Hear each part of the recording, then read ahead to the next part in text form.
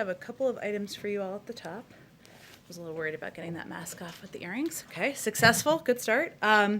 Today, President Biden joined the House Democratic Caucus meeting by phone to discuss the American Rescue Plan. The president made clear that the American Rescue Plan was designed to meet the stakes of the public health and economic crisis, and the President Caucus agreed that a final package must address the crises facing working families, including housing and food insecurity, and reopening schools. President Biden said the cost of inaction and doing too little is greater than the cost of doing too much. The president also had the opportunity to meet in the Oval Office just a few minutes ago with Leader Schumer and the Democratic chairs of the Senate committees with jurisdiction over the American Rescue Plan, as part of his ongoing engagement with lawmakers from both sides of the aisle. During the meeting, they had a productive conversation on the status of legislative proceedings on the package. They were in agreement over the need to move swiftly to ensure that we get $1,400 direct payments to middle and working class Americans as quickly as possible, that we need to take steps to get immediate relief to the Americans who are struggling with food insecurity or facing eviction, and that we need to provide more resources to get shots into arms faster. The president and the senators were also in agreement over the need to go big and to meet the challenges we face with a response that will get the job done in beating this virus and in protecting our economy from long-term damage. During the conversation, the president and Democratic leaders also agreed to continue working to find areas of bipartisan agreement in an effort to integrate ideas and make the process as bipartisan as possible. There have been lots of questions from some of you and others about the differences between the president's plan, the Democratic plan, and the plan that has been proposed by 10 Republican senators. So I wanted to outline some of those specifics here for you. The president's plan would fulfill his pledge to finish getting $2,000 checks to hard-hit Americans and ensure that, for example, a kindergarten teacher making $60,000 a year isn't left without additional support. Their plan wouldn't provide that teacher with direct relief. The president's plan would give Americans who are out of work through no fault of their own a $400 weekly supplement and the certainty that it would last through the worst of the pandemic. Their plan would give unemployed Americans less money and therefore less certainty. The president's plan would keep hundreds of thousands of teachers, cops, firefighters, paramedics, and other public servants on the job. Their plan offers no money to state and local governments to keep people on the front lines of this fight employed. The president's plan would also assist the millions of families who are behind on their rent and facing potential eviction. Their plan wouldn't offer any support to these families. The president's plan would provide targeted, immediate relief to families with children and essential workers through an emergency expansion of the child tax credit and the EITC. Their plan would deny relief to 15 million lower-income essential workers. The president's plan together would reduce the number of kids living in poverty by 5 million this year and cut child poverty in half. Their plan would likely leave millions of additional kids out. Just as importantly, the president's plan would make sure we have every resource we need to defeat this virus and get life back to normal, including $130 billion to help ensure our kids can go back to school safely, $20 billion to mount a nationwide vaccination campaign, $50 billion for more and better testing and critical funding to improve our ability to track and defeat emerging COVID-19 strains. I know that was a lot, but it's a lot of interest in this issue. Go ahead, Josh. Thanks so much, Jen. Two questions. President Biden told House Democrats today that he considered the $1,400 direct payment a promise that he can't break. At the same time, a new analysis from the Penn-Wharton budget model suggests that 73% of those payments would go into savings instead of be spent in ways that could boost growth. I'm wondering, what's more important, to keep the promise or to ensure that the package does all it can to maximize growth? Well, first, on the Penn-Wharton analysis, we've seen that analysis, and I've talked to our economic team about it, and frankly, we feel it's way out of step with the majority of studies on this plan, including independent analysis from the Wall Street firm Moody's, JP Morgan Chase, and the Brookings Institution. And the analysis concludes that our economy is near capacity, which would be news to the millions of Americans who are out of work or facing reduced hours and reduced paychecks.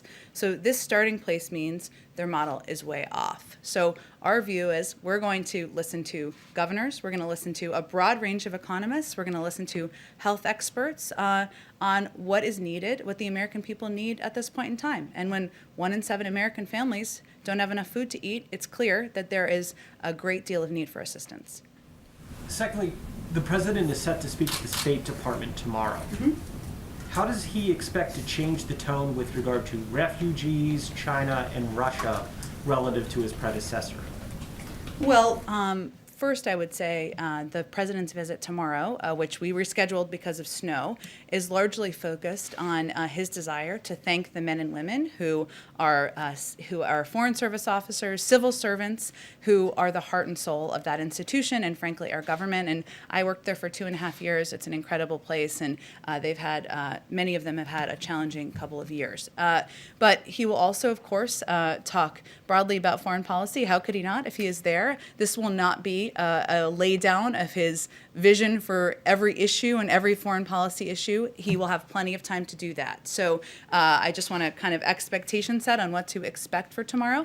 But you were also asking about the difference between his approach on Russia and China. I think on Russia, his call to President Putin is a couple of weeks ago, 2 weeks ago, is clear evidence of exactly that. When he called President Putin, he did not hold back. He made clear that while there are areas where we can work together, say New START, which is in the interest of the security of the United States, he has concerns about a number of areas of their reported interference, whether it's in elections, in the hacking of the United States, the SolarWinds hacking, I should say, reports of bounties on American troops. There's an ongoing review that's happening, which he also stated in that conversation. So his engagement, even directly with President Putin, tells you a bit about the difference alone. And on China, the president's view and the administration's view is that we need to work with our allies, we need to work with our partners to align on how we're going to approach our relationship with China, and we need to approach that relationship from a position of strength.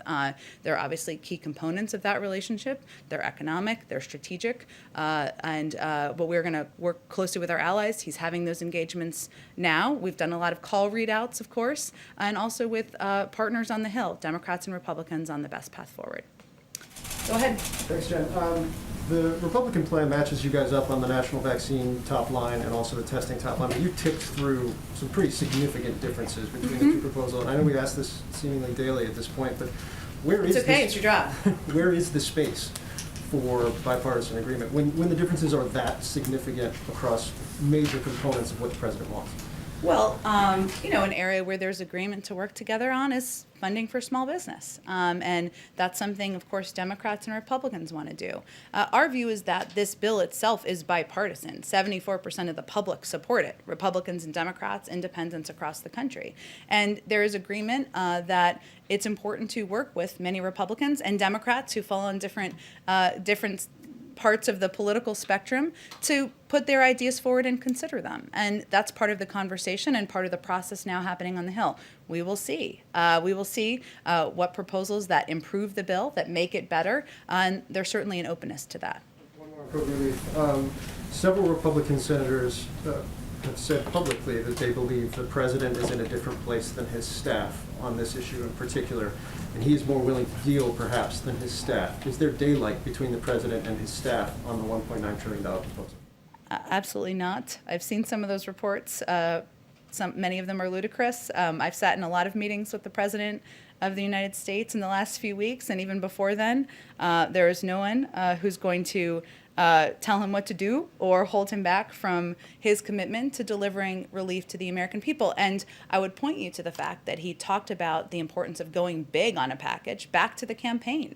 He talked about the importance of meeting this moment back to the campaign. So that is certainly his commitment, and that's exactly what he's working to deliver on. And just one quick one on vaccines, circling back to something you guys talked about last week, I believe, Defense Production Act.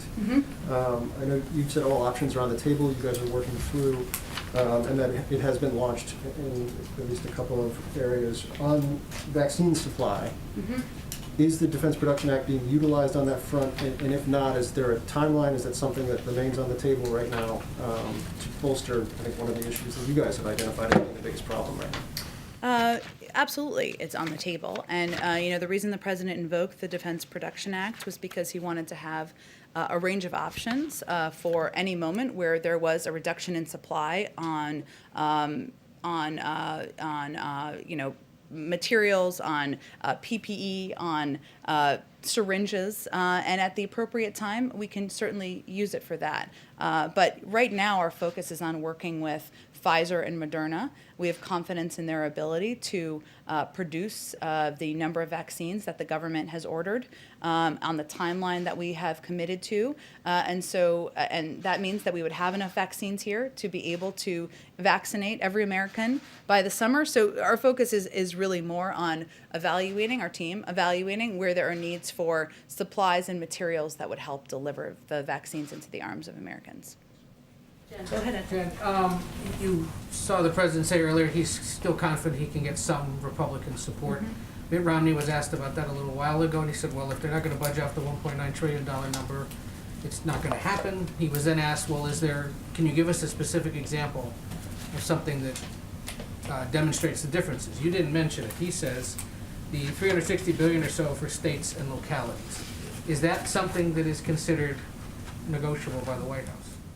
Well, I'd be interested, because I didn't see, so now I guess I'm asking you a question, what Senator Romney said about whether they would propose any funding for state and local. He said that the most recent reports show that the average state in America only lost about 1/10 of 1% of the revenue, so it should perhaps be adjusted. Well, they are not proposing any. So I would suggest, given that they also supported 160 or 180 billion in a package that move forward under the Trump administration, that's a place where we would certainly welcome an offer from their end on what state and local funding they'd support. One other on economic relief related to the pandemic. There was a full-page ad in the New York Times last week, put there by several prominent women, calling on the Biden administration to implement what they call a Marshall Plan for moms in the first 100 days.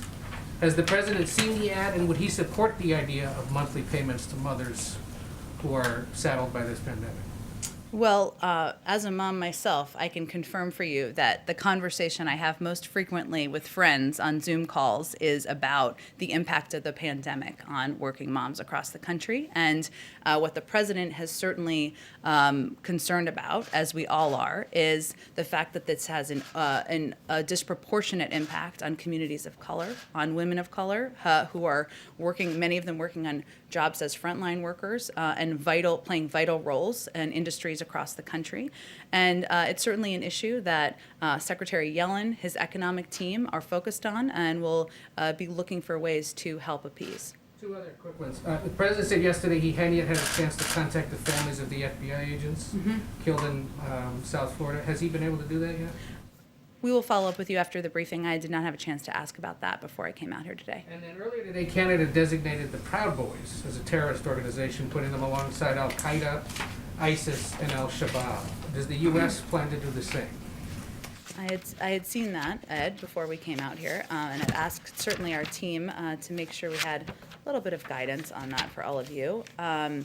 We, of course, have a review underway, a domestic violent extremism, I should say, review that's underway by our national security team to take a look at violence and this type of concerning group activity across the country. I expect we will wait for that review to conclude before we make any determinations. So no final decision? It's an ongoing review, and when it's concluded, I'm sure we'll have more to say about our view. Go ahead. Thank you, Jen. The top Republican on the House Armed Services Committee is asking you to apologize for some of the comments that you made yesterday in the briefing room about the Space Force. Will you apologize? I did send a tweet last night. You may not all be on Twitter. Maybe they're not on Twitter. That said, we invite the members of Space Force here to provide an update to all of you on all of the important work they're doing, and we certainly look forward to seeing continued updates from their team. But big picture here, I mean, does the Space Force have the full support of the Biden administration, or is the president at some point perhaps going to try to get rid of it or in some way diminish it?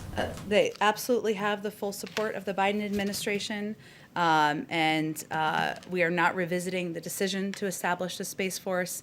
The desire for the Department of Defense to focus greater attention and resources on the growing security challenges in space has long been a bipartisan issue, informed by numerous independent commissions and studies conducted across multiple administrations. And thousands of men and women proudly serve in the Space Force. As you know, it was established by Congress, and any other steps would actually have to be taken by Congress, not by the administration. One more space question. NASA's Artemis program, which was the Trump-era program to return American astronauts to the moon by 2024.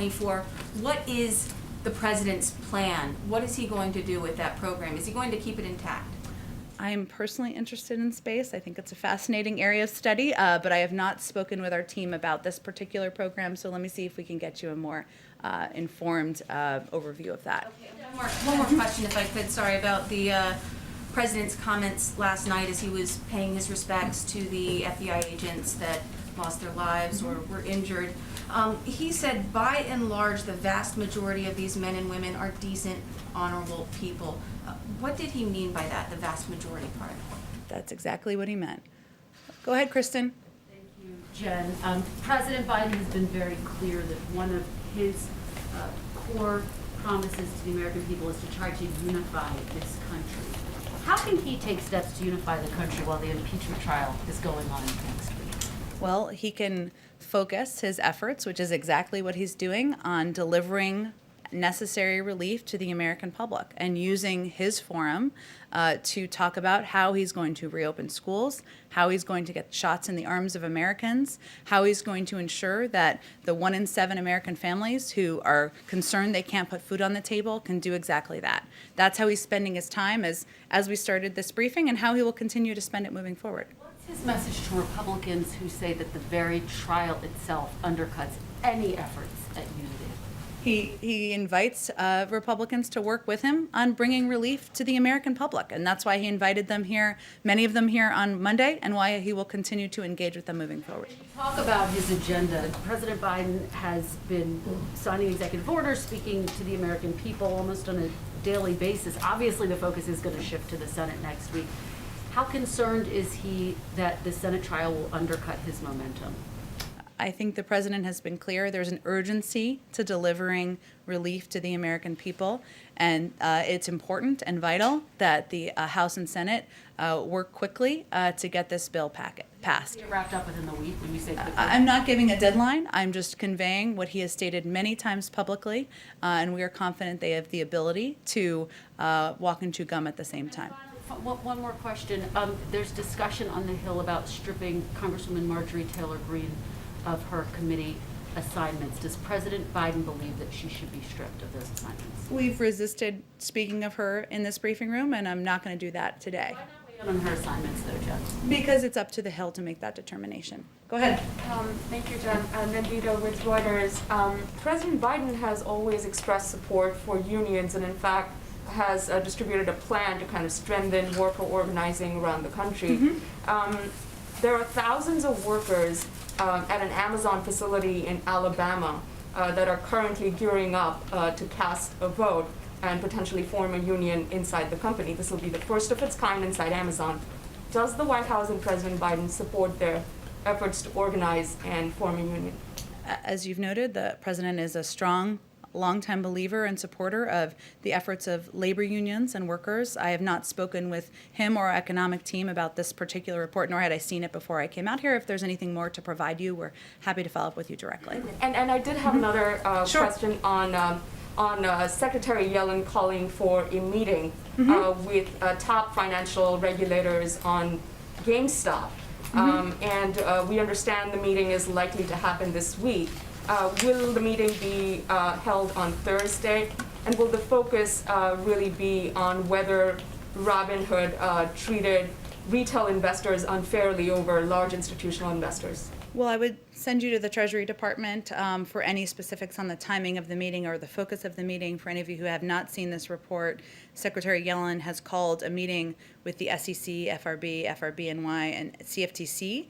She believes the integrity of markets is important and has asked for a discussion of recent volatility in financial markets and whether recent activities are consistent with investor protection and fair and efficient markets. That will be the focus of the meeting, but for more details, I would certainly send you to the Treasury team. Go ahead, Jennifer. Any update on the release of the White House visitor logs? Either were you able to figure out if you can technically access the Trump administration visitor logs? I was. We cannot. That is under the purview of the National Archives, so I'd certainly point you to there. And in terms of the our plans to release the visitor logs, we do plan to do that on a quarterly basis, just as the Obama-Biden administration did as well. And then one other thing also on unions, Mitch McConnell was critical today of giving generous funding to school districts where the unions are not allowing the schools to open. Do you have any reaction to that? I would say that the purpose of giving funding or supporting funding and getting it to school districts is to ensure that teachers are safe, that kids are safe, that there is necessary PPE, that there is ventilation in the school, that there is the environment that allows for children to return safely. And that is the president's focus. That's why he also wants to reopen schools and wants them not to just reopen, but wants them to stay open, which as a mom, that is pivotal. But he knows it's essential that it's done in a safe way. Anything on the unions not allowing some school districts to reopen? There's discussions in different districts, as you well know, between school districts or and elected officials and the unions, and we certainly hope and encourage progress on that front. But the president's focus is on the schools reopening safely and them staying open. Go ahead, Sungmin. I have a couple questions. Thanks, Jen. So during the Georgia runoffs, President Biden campaigned specifically on $2,000 stimulus checks. And obviously, as we've discussed, the payment is $1,400. There doesn't seem to be an active discussion on actually raising that amount. So is that a broken promise to voters who may have been expecting $2,000 checks if Democrats won? And would the administration be open to raising that amount? Well, you're right that the president is very focused on ensuring millions of Americans receive those checks and that pivotal relief at this point in time. There was $600 payments, as you know, in the $900 billion package that passed in December.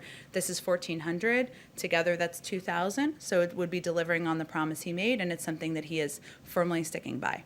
Another question on immigration. The Biden administration has extended temporary protected status for Syrian nationals. Obviously, the Trump administration cut off TPS protections for many other countries, such as El Salvador, Nicaragua, and Haiti.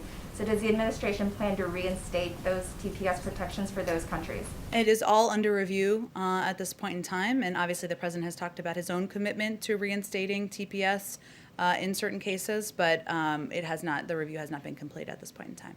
Go ahead.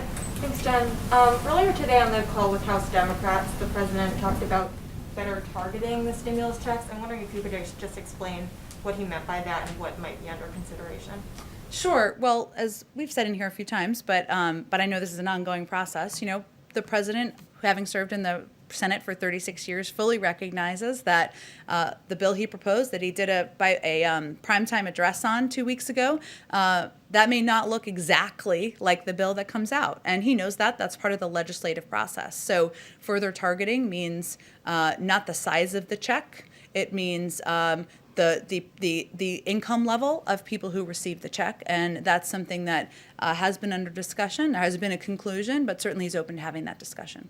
And I also want to ask, in the previous administration, often when coronavirus cases came up in the White House, people tested positive, it came out in the news media. I was wondering if this White House has a policy on releasing information about people who test positive in the White House or in the administration who have contact with White House officials? Sure. Well, if for anybody who covered the campaign, and I was not on the campaign, but what they tried to do was be very transparent about anyone who had any contact with, would have been in close proximity to the president or vice president, and release if they had a COVID positive test. And so we will certainly model that transparency if and when that occurs here, and venture to provide accurate and up-to-date information as quickly as possible to all of you. Not through the media, but directly. I mean, you are the media, but you know what I mean. Go ahead. Hi, thanks, Jen. I have one question and then one from a colleague who can't be here due to social Sure. distancing. The CDC director is saying that the vaccination of teachers is not a prerequisite for safe reopening of schools. Does the White House agree with this? And should states be prioritizing teachers over other essential workers in the vaccine line? Well, I saw the comments of Dr. Walensky, but I will say that even she would say, if she were standing here, she's welcome to come anytime, but she's in Atlanta, that they have not released their official guidance yet from the CDC on the vaccination of teachers and what would be needed to ensure the safe reopening of schools. And so we'd certainly defer to that, which we hope to see soon. The president himself has talked about the importance and the priority of vaccinating teachers, and in most states they're in the 1B category of vaccination. But it is up to states to determine prioritization. Obviously, there's federal guidelines, and we work closely with governors, but we leave it to them. But certainly, ensuring teachers are vaccinated, prioritizing teachers is important to the president. And this is from a colleague. Oh, sorry, go ahead. Yeah, following the 2020 election, 28 states have brought forward 106 different bills related to voting access, according to the Brennan Center for Justice. Is President Biden keeping track of those efforts, and will he talk with states to ensure Americans aren't restricted from voting in future elections? Well, the president's priority is certainly ensuring, and the vice president's priority is certainly ensuring more people, not fewer people, have access to voting, and that it is easier, not harder, to do that. We saw some examples of voting by mail or early voting given COVID. That could be models for the future. It's certainly an issue he's following, and his team keeps him abreast on. I don't think there's been an update since he was inaugurated to him, but it's certainly an issue he cares personally about, as does the vice president. Go ahead in the back. Yeah. Good afternoon. Owen Jensen with EWTN Global Catholic Network. President Biden has stated he wants to unite the country. In the first 2 weeks he's been in office, however, and much to the great disappointment of pro-life Americans, he has revoked the Mexico City policy. He has ordered a review of Title X and issued a statement strongly supporting Roe v. Wade. Is the president going to make any effort to reach out to pro-life Americans in his administration?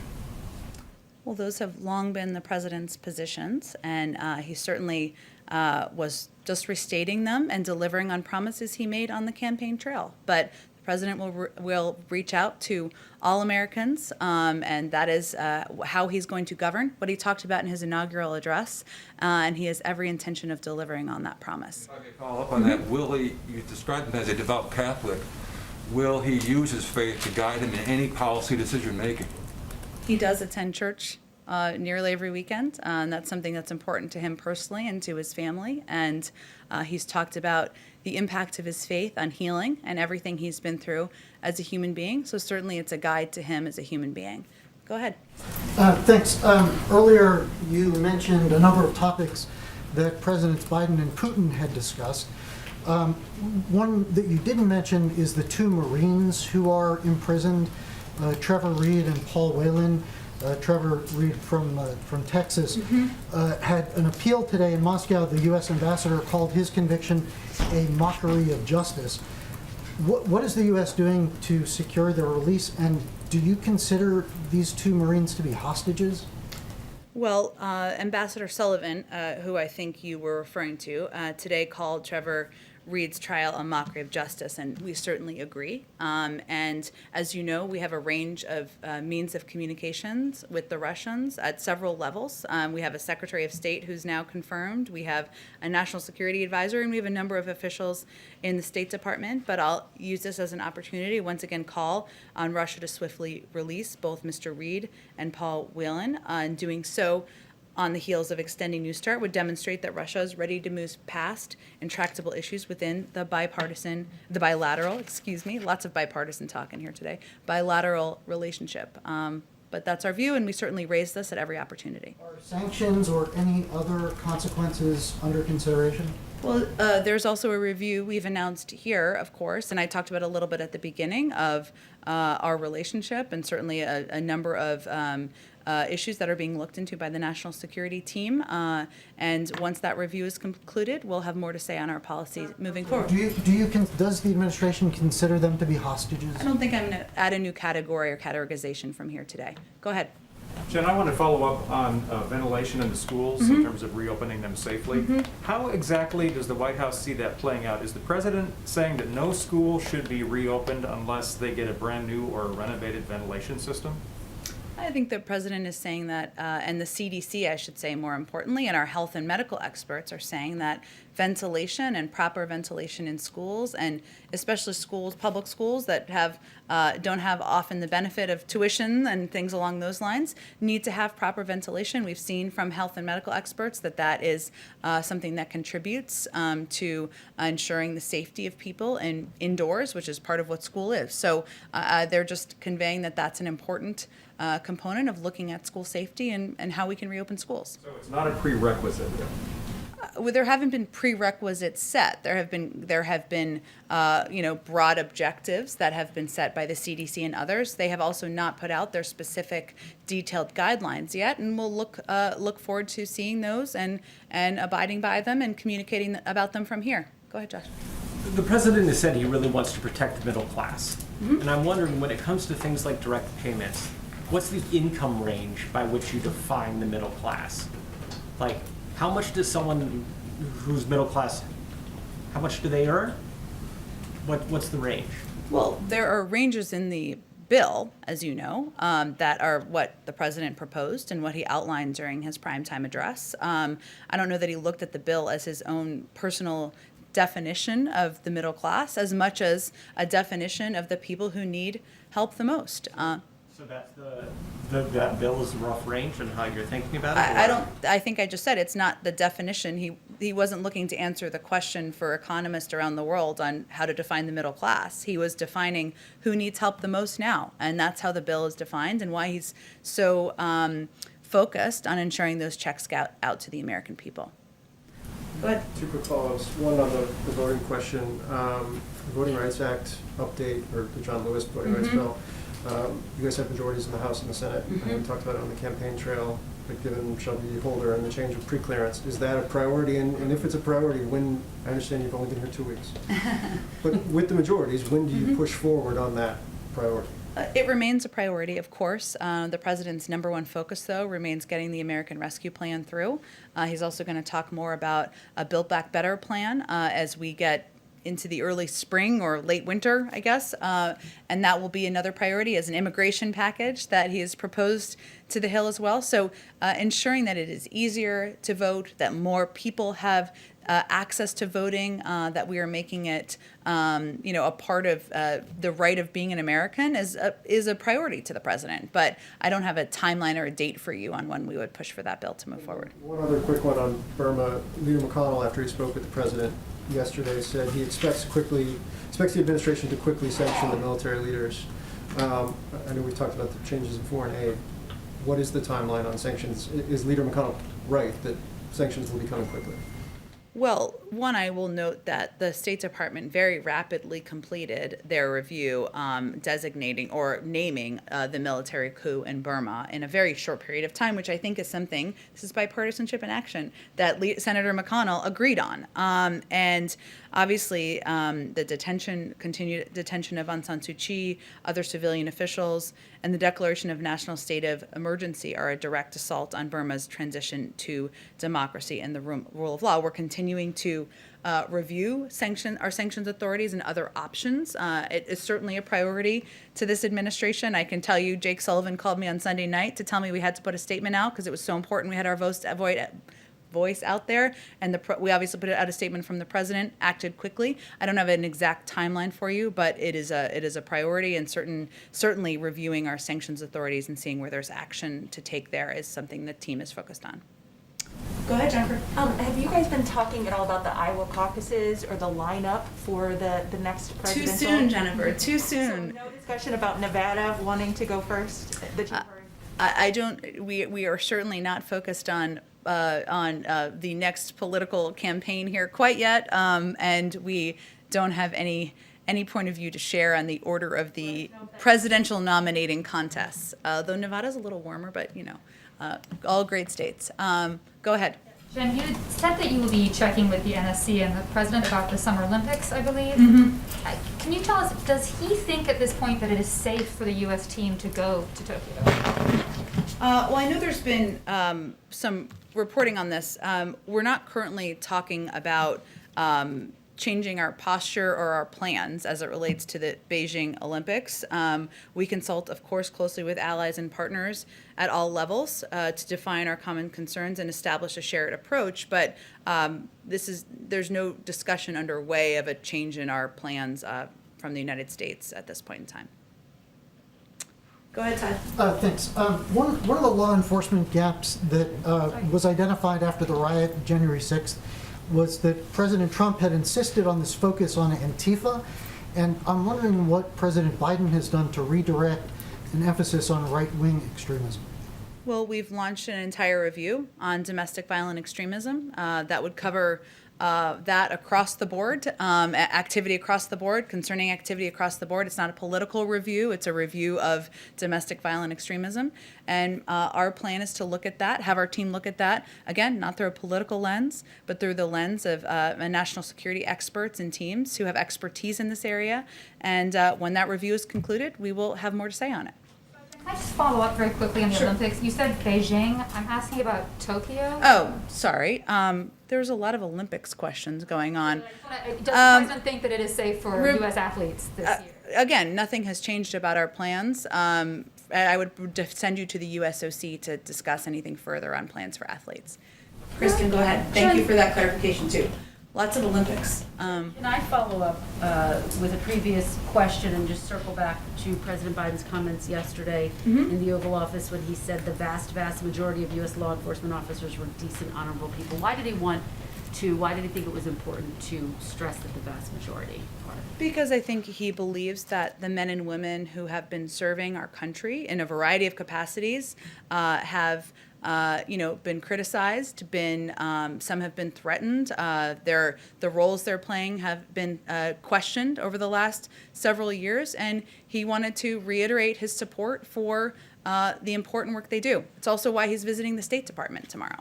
But not to say that all of them are. I mean, he made that delineation. Well, I think the point he's making is that despite reports of individuals in different areas who may have done things that are problematic, that the vast majority of men and women serving in our law enforcement roles, serving in civil service roles, serving in roles across government, do vital and essential work for the American people. Go ahead.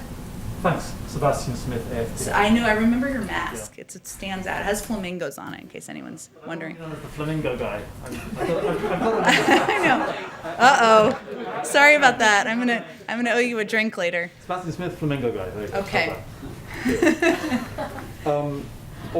Again on sanctions, this time on Russia, is there any discussion of targeting people close to Putin over what's happening with Navalny and the opposition there? And has the president talked to EU allies about this? The president has certainly spoken with a number of European allies about a range of issues of mutual interest, of course, including Russia. In terms of what sanctions options may exist or what options in terms of a response may exist, the president, of course, reserves the right to respond in the manner and course of his choosing at any point in time. But we're going to let this review complete, and then our policy teams will make decisions about any specific steps they'll take in response. Okay, a little one related, but not exactly the same. Does the president have any position on the activity, the presence of outlets like Russia Today and Sputnik, which I believe maybe even come here sometimes, I don't know. Does he have a position on that? Because in some countries they're seen as out-and-out propaganda tools of the Kremlin. Given things are fairly frosty with Putin right now, what's the position on that? I think it's I have not spoken with the president about RT or Sputnik. I think it's pretty factual to say they are tools of propaganda who work on behalf of the Russian government. I don't know that anyone would question that, or raise your hand and happy to discuss. But I've not discussed that with him specifically. I do know that when I was at the State Department, they attended the briefing. I had a little fun with them from time to time, but they attended the briefing, they asked questions, but I think there's no question as we're trying to decipher information that's accurate and inaccurate, it's important for the American people to know that there are outlets working on behalf of foreign governments who have an agenda, and they're not playing the role of free press and free media as you all are. Are you okay with them working in the White House, for example? I haven't seen them around here. I'm not sure if they're in the White House Correspondents Association. You'd have to ask them that question. But all I'm conveying is it's important for people to understand and know that there's an agenda and that they are not the same as AP, ABC, other outlets, BBC around the world. Go ahead, Todd. Can you clarify what President Biden's goal is for the number of vaccines? I thought he had raised it to 150. But Zients on today's call said that it was 100 million. The president is always going to push his team to go as big on vaccine distribution as possible, but our goal remains 100 million shots in the arms of Americans in 100 days. And that was a goal that was set in the fall before a single vaccine had been put in the arm of an American, and it was seen as bold and ambitious at the time. But we're not going to stop at 100 million. We're not declaring victory. That's that we wanted to set markers for ourselves. So that's the marker we set, and we're working to achieve it. Go ahead. Senators Coons and Carper earlier today said that cabinet confirmations came up during their meeting. I was wondering if the president's been frustrated by the pace on the Senate side and whether he had raised that with his messages to senators. Well, presidents always want it to move faster. That's what I can confirm, having been here twice. But, you know, there certainly was a delay in the confirmation of a number of our cabinet nominees. Over the course of weeks, some of them were slower paced than they should have been early on. And there are people we would like to see in place. Obviously, Ali Mayorkas was fortunately confirmed yesterday to Secretary of Homeland Security. We'd, of course, love for the Senate to move forward with the confirmation of Attorney General Merrick Garland, a future Attorney General, I guess I should say, Merrick Garland, in order to deliver on the president's promise of an independent Justice Department that's not influenced by politics. That would certainly be a break in the past. So there are still key positions that have not moved through the confirmation process that we are eager to see move forward. We have seen, though, some progress in the last week or so, and a number who have moved forward. Former Mayor Pete Buttigieg, of course, yesterday just confirmed as the first LGBTQ secretary in a cabinet. He's going to play a pivotal role on our economic planning, but there's more to be done. It's something that the president and his team will continue to push on to get his full team in place. Go ahead. Do you know on the cloud contract for the Pentagon awarded to Microsoft, do you know if the Biden White House is going to review that at all? Because, I mean, you know that during the Trump administration it was awarded to Microsoft instead of Amazon, and President Trump had some feelings about Amazon. And I heard that, saw that. A review? I would certainly send you to the Pentagon on that, Jennifer, and if there's more to report from here, I will let you know, but I would certainly send you to the Pentagon. Go ahead all the way in the back. And would President Biden be open to having mandatory year-round schooling to get kids caught up, so many kids who are falling behind? Would be open to something like that, or having full-time summer school, whatever it takes? I have not discussed full-time or year-round schooling with the president. Of course, as you know, that requires often state funding, and that often is up to governors to know if they can provide that funding. But I don't think I have anything further for you on that. All right. Did anyone not get a question? Okay. Thank you, everyone. Thank you.